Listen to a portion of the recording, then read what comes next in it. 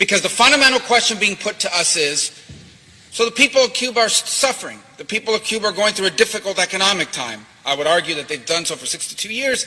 Why don't we get rid of the embargo? It would make life easier for them. And I want to address it. I want to address it especially to those that are not as familiar with this issue. First of all, let me begin by saying there are no American ships blockading Cuba, surrounding the island of Cuba. In fact, Cuba, frankly, does not have an embargo in the way people think. Cuba trades with the whole world. For example, Cuba every year exports $1.2 billion, which doesn't sound like a lot, but it's a lot for an island of 11 million people, okay? They export $461 million to China, $127 million to Spain, $65 million to the Netherlands, $64 million to Germany. This is not a country that's isolated. They trade with every country in the world. They export $5.3 billion a year. With Spain alone, they import, $1 billion from Spain. Another $790 million from China, $327 million from Italy, $285 million from Canada and from Russia. So they import over $5 billion, they export over $1.2 billion. Cuba is not isolated. They trade with every country. This regime trades with virtually every country on the planet. You know who else they trade with? The United States of America. Cuba trades with the United States of America. They import almost $280 million a year, almost as much as they do with Canada and Russia. And no one accuses Canada and Russia of having a blockade on Cuba. 66% of the chicken that's eaten in Cuba, which is the staple protein in Cuba, comes from the United States. Half their soybeans come from the United States. There is only one blockade in Cuba, and it is the blockade that this regime has imposed on its people. Now, yesterday the President announced, or the White House announced, they're going to stand up some remittances group to try to figure out how do we make it easier for relatives to send money to their relatives on the island of Cuba. Well, that work group is going to not have a long time to meet. They're not going to have to meet for very long because U.S. law allows that now. It is not illegal to send money to your relatives in Cuba. The only thing that's prohibited is you can't send the money through this bank that the Cuban military set up in Panama. That's the only thing that's prohibited. And to the extent money can't reach the people of Cuba is because they refuse to allow anyone other than that bank to do these remittances.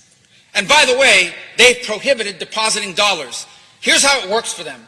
You send your relative $100, they take 10% of it, then they take the dollars, they don't let them deposit it, they pocket the dollars, and they give them this worthless Cuban currency. So they have the dollars, so they can buy things for themselves and on the global market.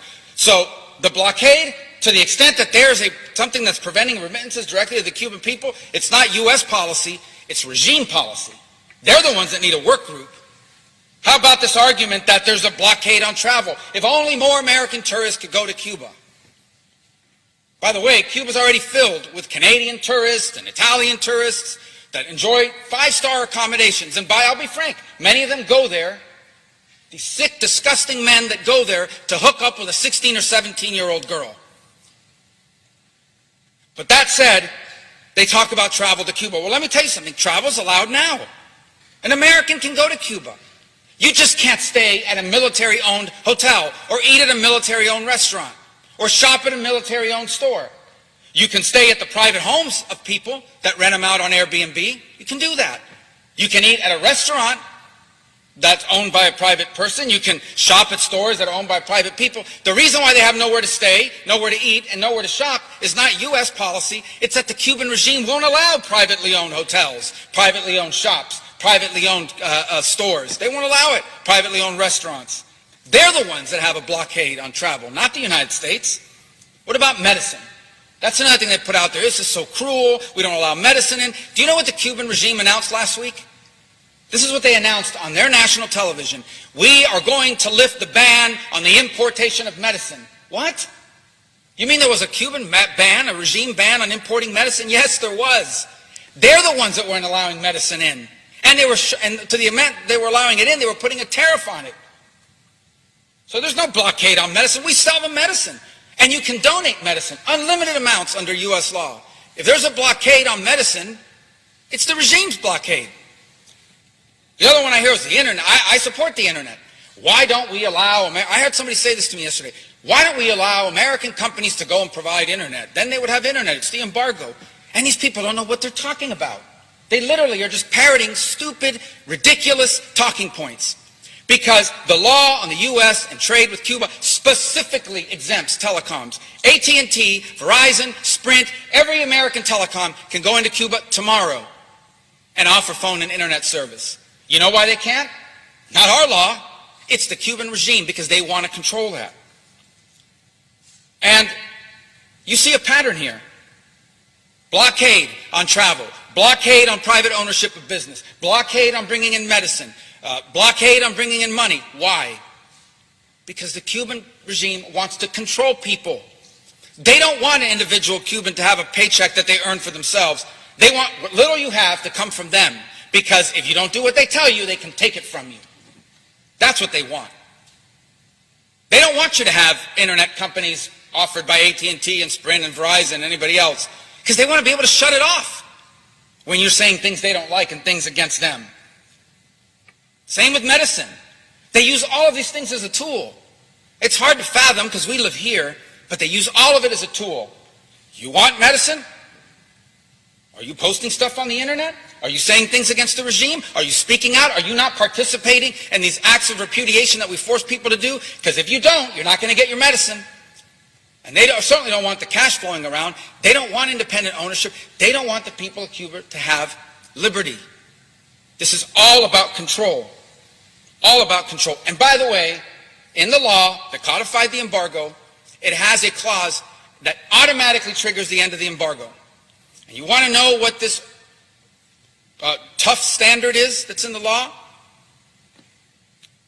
Free the political prisoners, free press, free and fair elections, multi-party elections.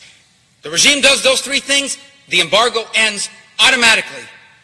Automatically. There is no embargo on Cuba. There is an embargo on the Cuban regime, an embargo on the companies they own. Because what they wanted to do is they wanted to take the Obama opening, funnel all that money through their companies. People say their Spanish companies own hotels. They don't own the hotels in Cuba. The regime owns the hotels. These hotel chains that open in Cuba on the beaches, they don't even pay their employees. They pay the Cuban government. The Cuban government pays the employees. Control. So the bottom line is this. Anybody who stands up and says, there's an embargo, there's a blockade by the United States and it's cruel and it's causing all these policies, is one of two things. They don't know what they're talking about and they're just parroting some talking point, or they're liars. That's the only two options. This is not about an embargo. The people of Cuba did not take to the streets, did not have their head cracked open, did not have their kids arrested and put in jail, mothers who tomorrow plan to march in Cuba because they don't know where their children are, arrested, they don't know where their kids are. They broke into homes, they grabbed 16-year-old boys, they gave them a bat, they said you're going halfway across the country to beat people up in the street.